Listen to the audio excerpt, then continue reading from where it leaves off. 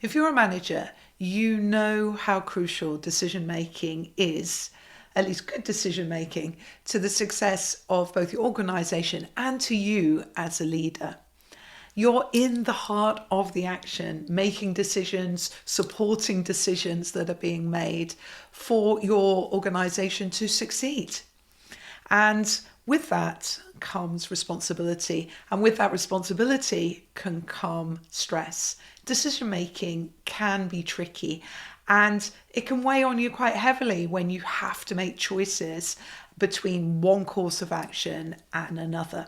So in this video, I'm going to share with you the main reasons that decision making fails or is undermined and is not as effective as it could be, and what to do in order to make sure that decision making works and you are the influential leader that you want to be. So first things first, let's think about your role as a manager. You're not just a cog in the engine. You play a really active part because you have decision-making authority as a manager. And that means that your team are looking to you to make decisions, but also your organization is looking for you to support other people when they are making decisions. We think about work, it's just two things. It's people and it's problems. And the successful leaders are the ones that can help guide people to solving problems well. So decision making and problem solving is an inherent part of your role and your future success. So let's first explore what are the most common pitfalls that many a manager has bashed into in their career that if you could avoid will make a really big difference to your decision-making success. The first is a lack of information or biased data. People stay within their small world of what they know and don't get out and find other views. So it's a very quick and simple distillation of what the issues are. And that's where bias can be hidden. We just assume certain things. The thing that's going to make a big difference here is fact-based decision making, being clear where you're sourcing that information from and making sure that you can turn it into a narrative that people really understand. The second issue is groupthink. I think this happens when everybody's just a bit too close to the action, or when you have a powerful person who's very set on one course of action. And the problem with it is that, again, you can have blind spots, you can not see something that somebody from outside can see as clear as day because you're all looking at this problem through a certain paradigm. So here it is so important to make sure that you're challenging your thinking and bringing in other voices that may be quieter or different perspectives that will help you solve the problem, and be active to check that you're not just down in this world of groupthink. The third one is hesitancy and indecision. We've all been there where we're right at the point of a decision and then somebody asks for more information. And before you know it, the project is on hold and more information is being found. That's because decisions are choices. And you're often not going to feel 100% sure about any course of action. There is no guarantee in making the decision that it's absolutely going to work the way it looks on the paper. And that can paralyze both individuals and teams. I remember once when I was working as a sales director and the account team came in to share the problem and their proposed course of action with me. And immediately we all sat down and out came the PowerPoint presentation. And with that, a massive amount of information came my way. The people who worked on that account knew so much more about what was going on, and they shared all of it. It was coming at me thick and fast. Now, obviously, if you're the receiver of that information and you're on a short deadline, taking in all that information is challenging. And being asked, can you make a decision now? Can we invest this money? If you're not sure, it can absolutely paralyze you. And so the thing you need to be doing when you're hesitant or there is indecision, you need to be looking at, have we created the best environment for this decision to be made? Have we given it time? Have we explained it well? Have we made sure that we've covered all our bases? And have we given the decision maker, and if that's you, have you given yourself time to think and maybe just reflect for a little while before making the decision? So hesitancy and indecision, I think, is a normal part of managing the emotions and nervousness of making a choice. So that to be successful, you need to really be making sure you're creating the best environment in which to make that decision to help the decision maker make their choices. The fourth issue is tied to that, which is poor communication. And that can either be upstream in the problem-solving process. Often you see this when there's too much data and not enough narrative to bring the problem to life so that everybody can really see what the key issues are. But downstream, once the decision's been made, often the thing that it is not explained is why that decision has been made. Therefore, the decision can mutate, be challenged, and not be implemented as effectively as you desired because of poor communication. Strong communication is just an inherent part of the problem-solving and decision-making process. So if they're the issues at play, let's turn it round the other way and look at what would be an effective problem-solving and decision-making process. Step one is you start with the goal. What is the problem that is being solved here? What is the outcome that you want? And what you often find is that people have different views of what the problem is being solved. It's an implicit issue as opposed to an explicit issue. Everybody clearly understands it exactly the same way. And you really see this when problems move across functions or teams or even individuals. People can just see the world differently from where they're sitting. The second thing within that goal is that you then need to have a really clear scope. What is within the scope of this decision?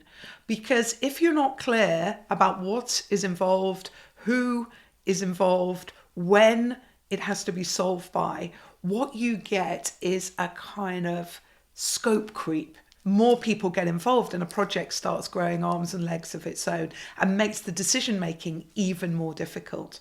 Now, you can add things into a project, that's not a problem, but you have to consciously do it. And you can only do that if you're clear in the scope in the first place.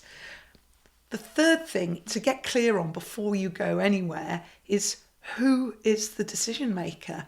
Sometimes it gets really blurry, especially when it's going to the exco or the committee. It gets very blurry about who is making the decision. How will that decision get made? And the more you can be clear who is accountable for the decision, the easier it is for that decision to get made. So up front, before you even start on problem solving, get clear on the goal, the scope, and who and how the decision is being made. Step two is you need to then understand the situation. So in order to achieve this goal, what are the things that we've got going on that are going to really help us? And what are our issues and risks that may stop us achieving that goal? And this is where your facts should come together, the evidence that supports it. And this is where you need to work hard at separating people's point of view from the facts of a situation. The more you can lead to a fact-based decision, the better, because it helps everybody understand the situation fully. Once you've got the evidence, what's helping and what's not helping, can really help you structure that information into, for example, a pros and a cons list. Simple structures that help you understand what is going on, and it will also help you understand what's the real issue, the root causes of a problem, because sometimes you're just looking at the symptoms. This is where your great communication comes in, so that you are the person asking great questions, digging down to understand why something is as it is, and helping people really get to the root cause of any problem. Third, and this is where the decision-making rubber starts to hit the road, because the key here is there are choices for how you might resolve something. And the more you can bring out the different choices of how that problem could be solved, the easier it is for any decision maker to evaluate, is this the best course of action? Often there's never 100% guaranteed perfect answer, but there's the best choice for where you are right now. And so finding the choices really helps you make those decisions. Finally, that allows you to create a robust action plan. And your action plan, you need to be really thinking about, do we have enough resource? Do we have enough people? Do we have enough budget to do this thing that we're just agreeing to do? Because that ultimately will undermine your decision. And once you're clear on your action plan, it's a final decision of, this is our solution. This is the best course of action for us. What it also does is give you 4 alignment moments to whether you're delegating work or whether you're supporting decision making more broadly in the organisation. That these alignment moments you can use to check that everybody's on the same page at various points along there. At the start, when you're working on a project, thinking about the goal, the scope, and who the decision maker is, this is the perfect time to stop and ask your key stakeholders, do they agree? Similarly, if you have stakeholders who want to understand the situation in detail, it gives you time to say, let's go and share what we see as the issues, see if they think we've missed anything, see if they think we need to perhaps add something in. It helps for the spotting of those blind spots, sharing the problem with broader stakeholders who may give you a completely different perspective. What it also does then is to check at a high level, before you involve lots of other people on the action plan, that the choices, the priorities are the agreed priorities, that the key decision makers see this as the primary route, and therefore you won't be creating highly detailed action plans until you've had agreement to that point. It saves time, it maintains alignment. So the very end is a simple alignment step, because the key stakeholders have been involved all the way through. It will give them confidence in their decision making, and it will give you confidence in your problem solving, because you're just going to know that you are not alone in your view of the problem. Very, very powerful, makes a really big difference to your influence as a leader. Finally, what would be the 3 things I would say to you as a manager that I would really focus on that makes the difference? The first is, when you delegate work, be clear on the decision-making authority. Are you delegating work with full authority, or are you the decision maker and the person you're delegating to is supporting you? And similarly, when work is delegated to you, get super clear on who the decision maker is, because then they become your primary stakeholder who you really want to understand what their view is. The second thing is, people who influence well build strong networks. They build strong relationships with their stakeholders. So in any given quarter or month, they are looking at their network and looking at the work they are doing and thinking, who do I need to talk to? Who do I need to influence? When and about what? And they do it in a very systemic way. A fundamental part of leadership is building relationships with your key stakeholders, because what you're doing is building levels of trust that make decision making easier, both for you and for your key stakeholders. And number 3 is to have an open mindset and really work on your communication skills, particularly listening to understand. Try and remove those preconceived ideas. You need to be one of those people that welcomes the challenge, who likes people who can look at a problem a different way to you and are not threatened by it. The more you do that, the more likely you are to understand problems better and make the most robust decisions, because you will understand the situation in the round. There you have it. These are what I think are the best decision-making tips for managers, the ones that really make a difference. And I hope these insights help you, whether you're making those calls or whether you're supporting others in their decision-making.